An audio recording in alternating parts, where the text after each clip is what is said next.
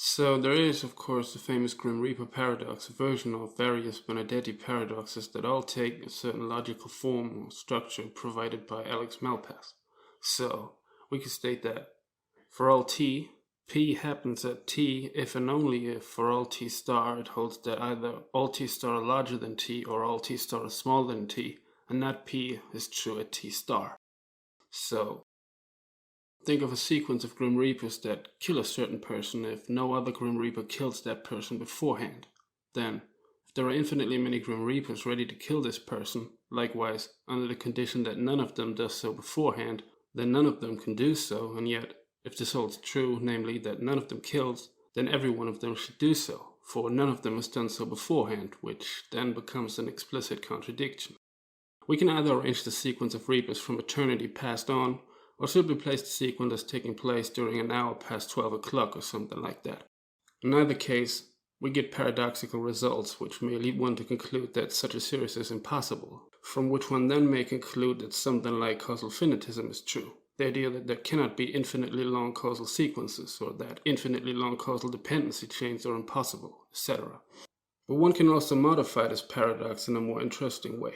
Suppose that there is a certain person, say Peter, that is supposed to be killed by an infinite amount of Grim Reapers, where each individual Reaper has a specific day lying in the future where it is given the task to kill Peter under the condition that no future Reaper does so.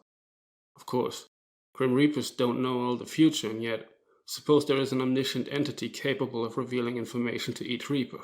Then we get into trouble. So, say, God is able to pass on the correct information about which Grim Reaper kills Peter to each Reaper. Then, given that some Grim Reaper actually kills Peter, then all subsequent Reapers should conclude that they ought to kill Peter, since none of the subsequent Reapers do. In which turn the Reaper about whom they were informed that it ought to kill Peter shouldn't do so. For all subsequent Reapers it holds that none following them kills Peter. And that's a weird muddle, admittedly.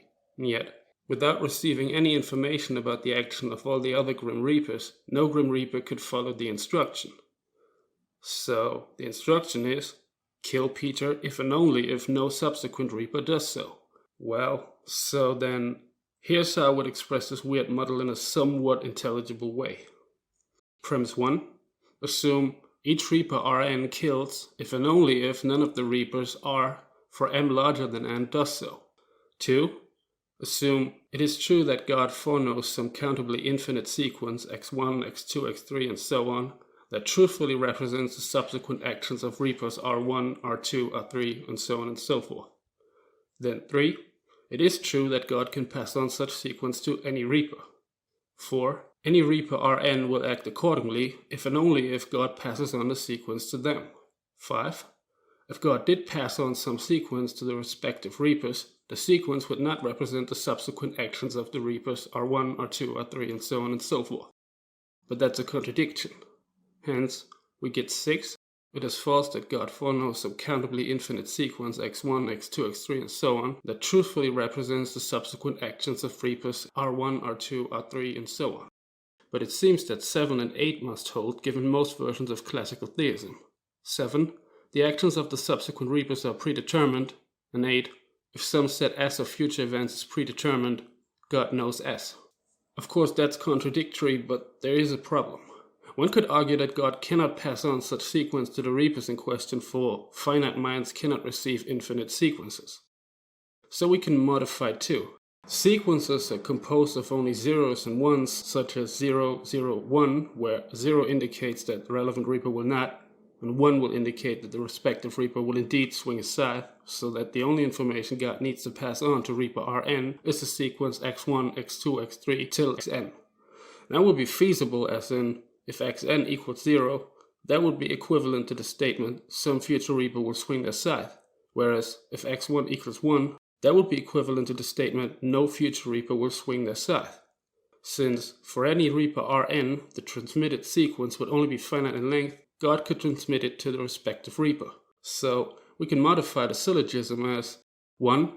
Assume each Reaper Rn kills if and only if none of the Reapers R for m larger than n does so. 2. Assume It is true that God foreknows some countably infinite sequence x1, x2, x3, and so on that truthfully represents the subsequent actions of reapers r1, r2, r3, and so on and so forth. 3. It is true that God can pass on a sequence of relevant finite length to any reaper, such that they can act accordingly. 4. Any reaper Rn will act accordingly if and only if God passes on the sequence of relevant finite length to them. 5. If God did pass on the relevant parts of some sequence to the respective reapers, the sequence would not represent the subsequent actions of the reapers R1, R2, R3, and so on and so forth. Hence we get a contradiction. And so we can still and likewise claim 6. It is false that God foreknows some countably infinite sequence x1, x2, x3, and so on and so forth that truthfully represents the subsequent actions of reapers R1, R2, R3, and so on. And now, it still seems that 7 and 8 hold, given most versions of classical theism, namely 7, the actions of the subsequent reapers are predetermined, and 8, if some set S of future events is predetermined, God knows S. So 2 should hold, but of course 2 doesn't hold. Now, what does that tell us? Well, it's certainly not obvious, but I guess the implication is that there is something wrong with the scenario in and of itself, not with non-finite causal dependency. For if we assume, as ordinary Grim Reaper type scenarios do, that causal hierarchy is the root of the problem, then we're sort of in no man's land here. Causal dependency is not the problem here. The problem seems analogous to various grounding problems. Each Grim Reaper is not causally dependent upon the actions of each and all the future Grim Reapers, since, just assume some version of presentism, the future, including the actions of the subsequent Reapers, need not be part of reality at all. In other words, these future events need not exist. There is, of course, a dependence upon them, since the relevant instructions for each Grim Reaper are future dependent. But suppose there is a set of true propositions that describe the relevant actions of these Grim Reapers, as well as the conditions they obey. Then such a set has to be composed of propositions that are logically compossible, but as shown, there cannot be such a set. And so one sees that such a paradox can be formulated in a way that makes use of non-causal action dependency, which sort of implies that the problem with Grim Reaper type scenarios is not causality or causal dependency as of such, but rather the logical structure of the task in question.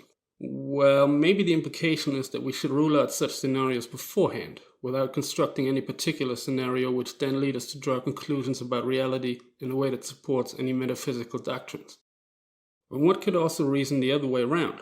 If a set of metaphysical doctrines allow us to construct Grim Reaper type scenarios, then at least one of these doctrines is false. But the problem then is that if one is, for example, committed to the denial of, say, continuous time in order to get around some Grim Reaper type scenario, one has committed oneself to the prima facie legitimacy of these type of scenarios. And by accepting such commitment, one is in the same way forced to answer such a future dependency Grim Reaper type scenario. There would be a way to get around this by, for example, denying an endless future or by denying omniscience, etc. Well, in any way, relying on JR-type scenarios to defend one's desired metaphysical conclusion will draw costly. And if denying an endless future or omniscience as such proves too costly, maybe theists will likely agree that, maybe, there is some more deep-rooted problem with such scenarios, namely, that their intrinsic logical structure is the problem. In other words, that there is a problem with them in and of themselves, which in turn would imply that Benedetti paradoxes are not to be invoked when arguing for some desired metaphysical thesis.